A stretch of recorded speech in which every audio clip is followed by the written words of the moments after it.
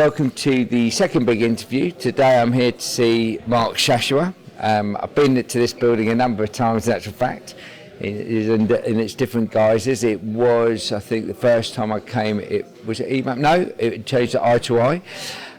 Then it was Essential, then ITE, now Hyve Group, and each time I've been coming to see the CEO, which is the same bloke, Mark Shashoua. So the world has revolved around him.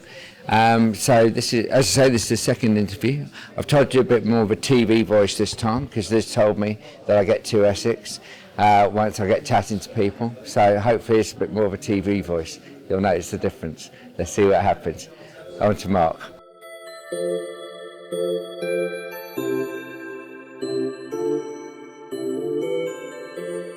Hello, here I am with Mark Shashoua, part of the Shashoua dynasty in the exhibition industry, world famous. And we're here to talk about all the good and the great of the industry and the new company, Hive. Hi, Mark. Hi, Jules. How are you? I'm very good. Thank you very much. Hive. Thank you. So why Hive? Well, Hive is a culmination of a 3-year transformation program.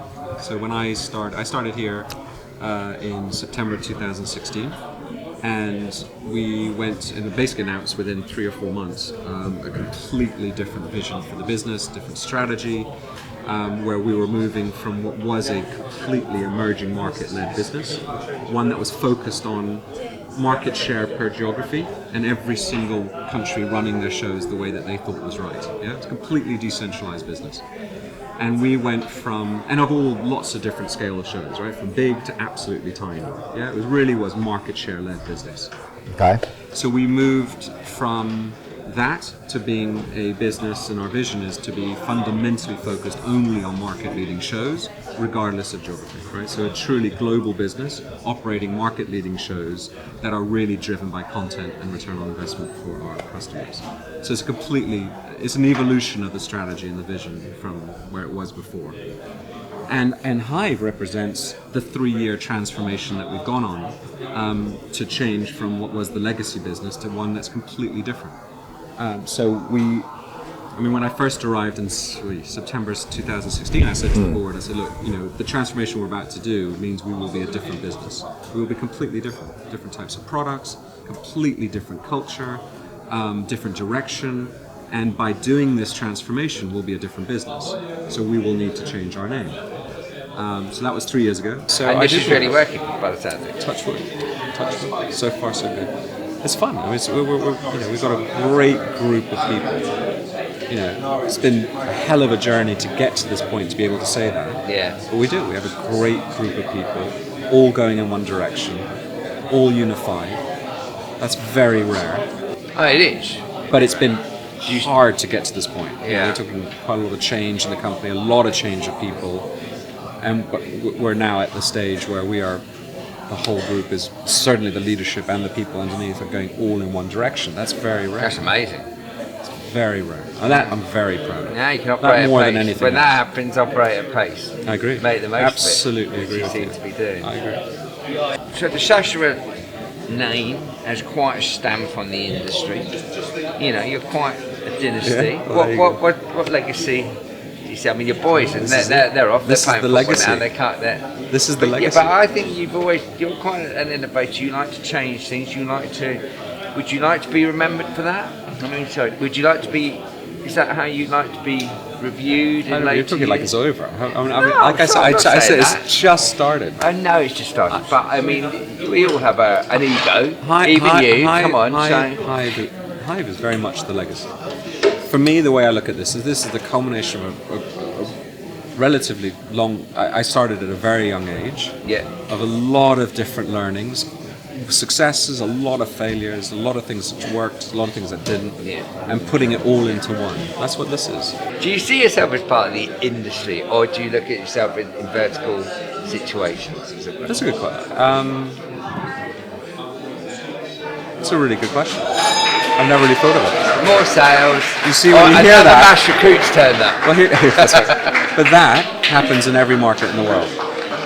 Oh, right. So when that whole incentive system, the way that we operate, the way that we sell, that noise, in every office in the world. No, amazing. Anyway, sorry. We were So, saying, I was saying. So, do I think we're part of the industry?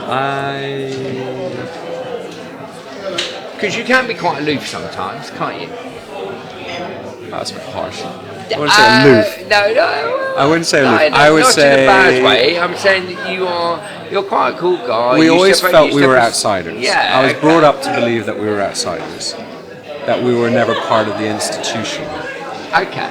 and I still feel like that, Right. and I like that, Yeah. and I think that's what gives you your hunger, or gives me my hunger, right? Okay. So I quite like that. And where do you get it? What would inspire you now? Or it's an impossible question to answer. Is what inspires you? Because, but where do you go for your inspiration? Where do you go for your information?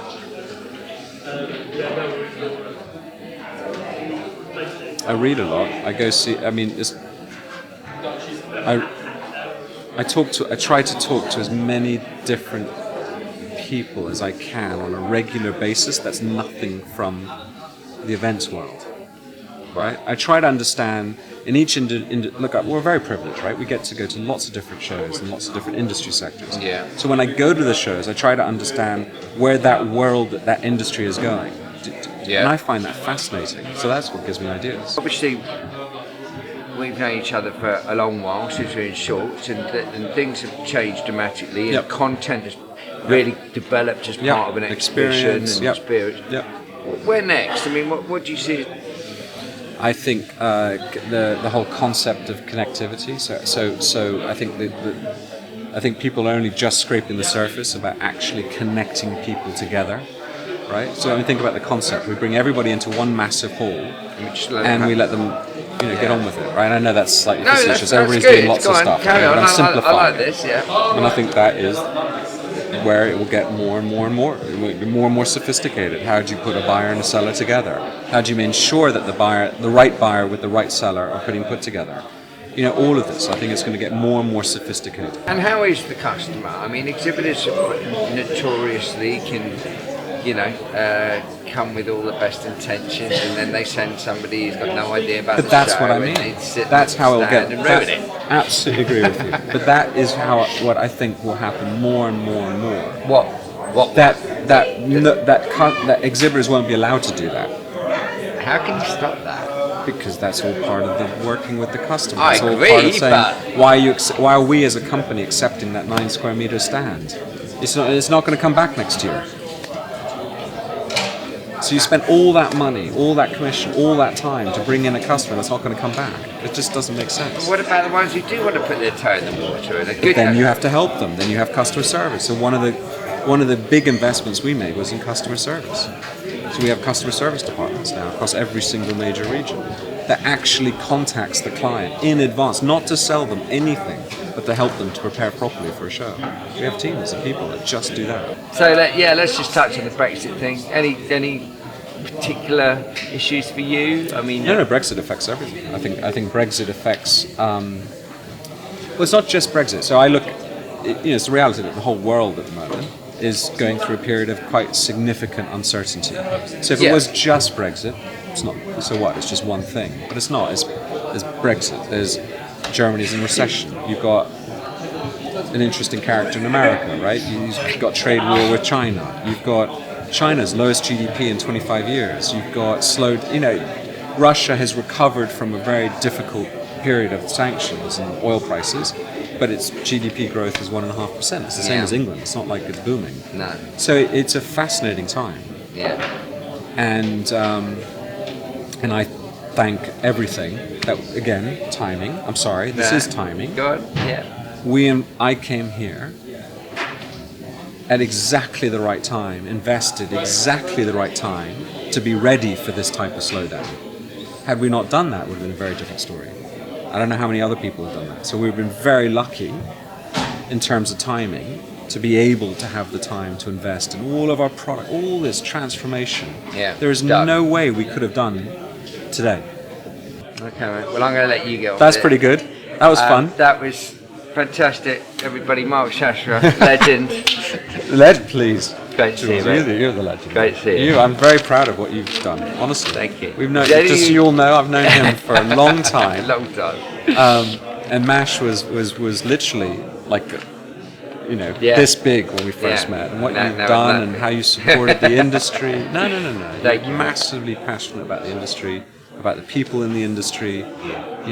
Honestly, I tip my hat off to you. All my guys will read it, Oh, get that on film. It's true. It's true.